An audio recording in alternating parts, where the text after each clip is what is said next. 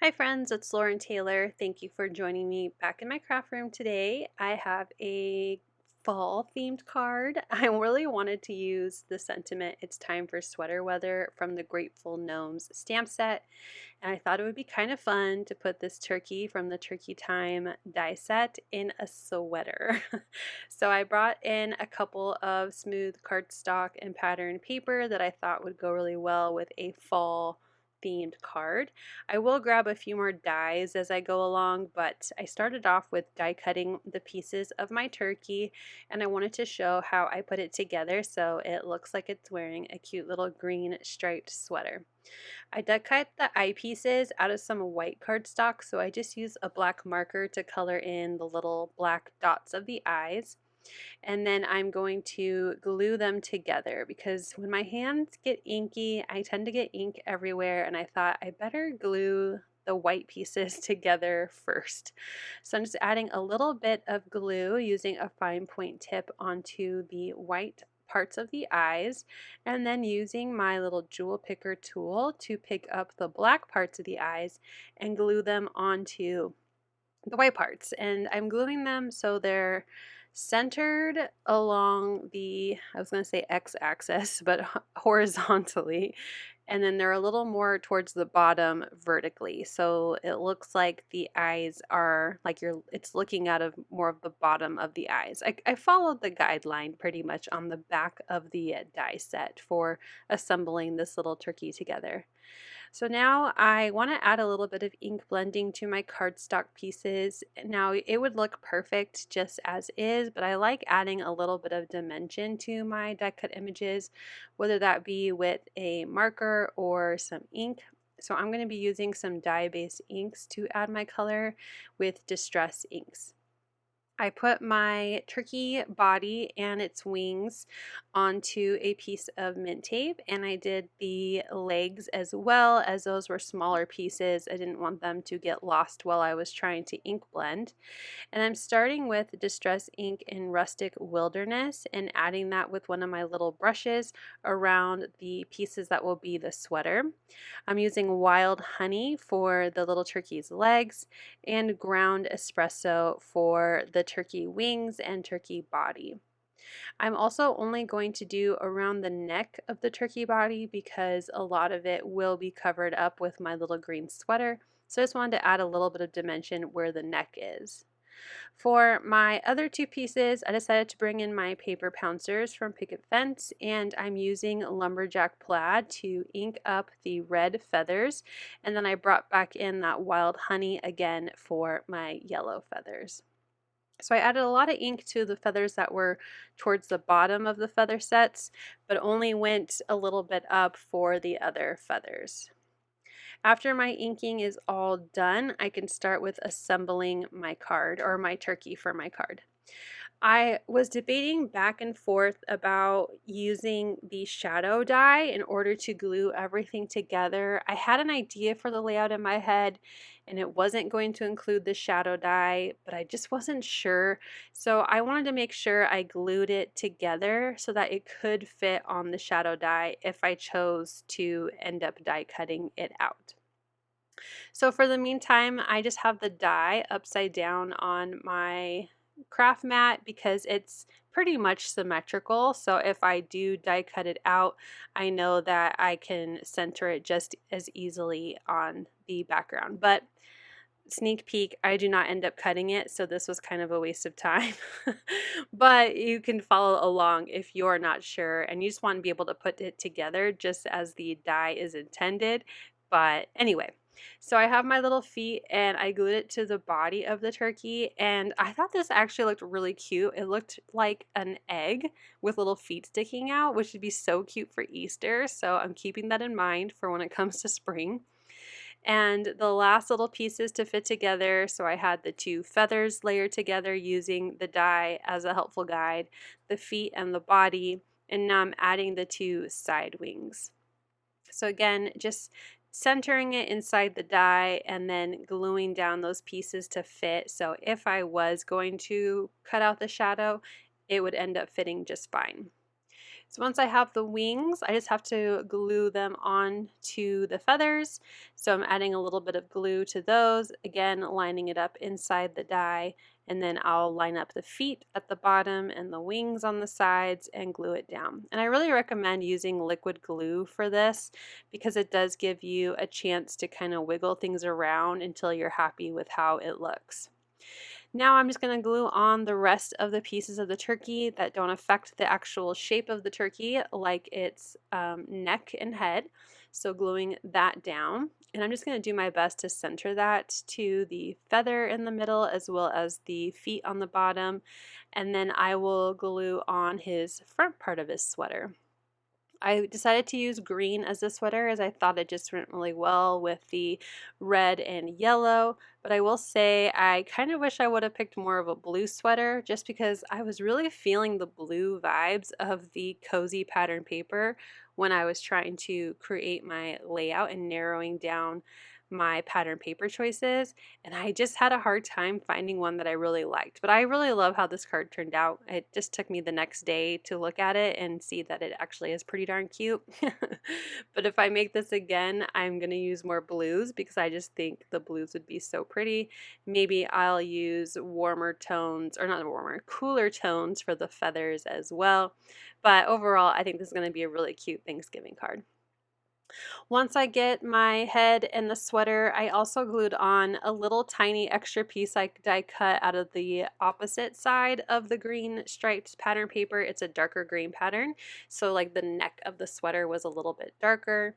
I glued the eyes and the beak on for the turkey. I decided that I also wanted to ink it up so it looks a little more orange, so just grabbed that paper pouncer again and colored the beak of my turkey.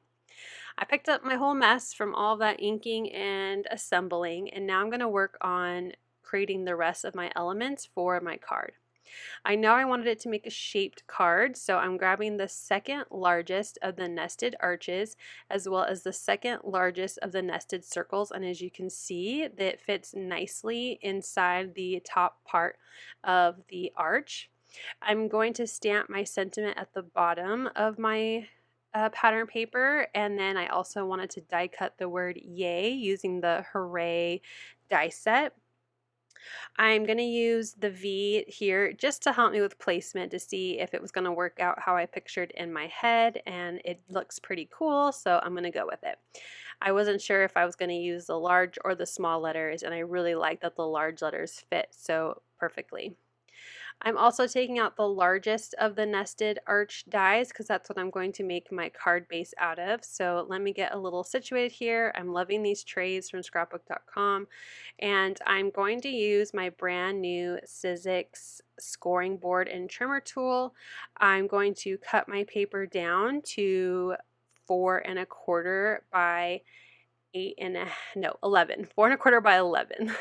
Basically, I'm cutting in half long ways. And this is the first time I've really used this tool, but it does cut very nicely. And for the scoring, I decided I was going to try by moving the ruler down, grabbing out the scoring tool, and then going to 5½ to add my little crease using the scoring tool. And it creases very easily. I also can butt up the card against that ruler and then use a bone folder. I had already put the green one away, so I just grabbed one that was next to me on my desk and really pressed on that crease. Now I'm going to use this as the card base, so I want there to be a fold. So on my magic mat, I'm using the largest of the A2 arches and just bringing it up ever so slightly, not even 1/4 inch. That's probably 1/8 of an inch, and running it through my die cut machine. I have the Sizzix Big Shot switch. Yes, the switch. Of course, I have the rose quartz colored one, exclusive to scrapbook.com. And I'm just trimming off that extra paper that didn't quite go through both layers. I completely forgot to put my metal shim in my sandwich for that extra pressure, but no worries. I just used my large scissors to trim it off.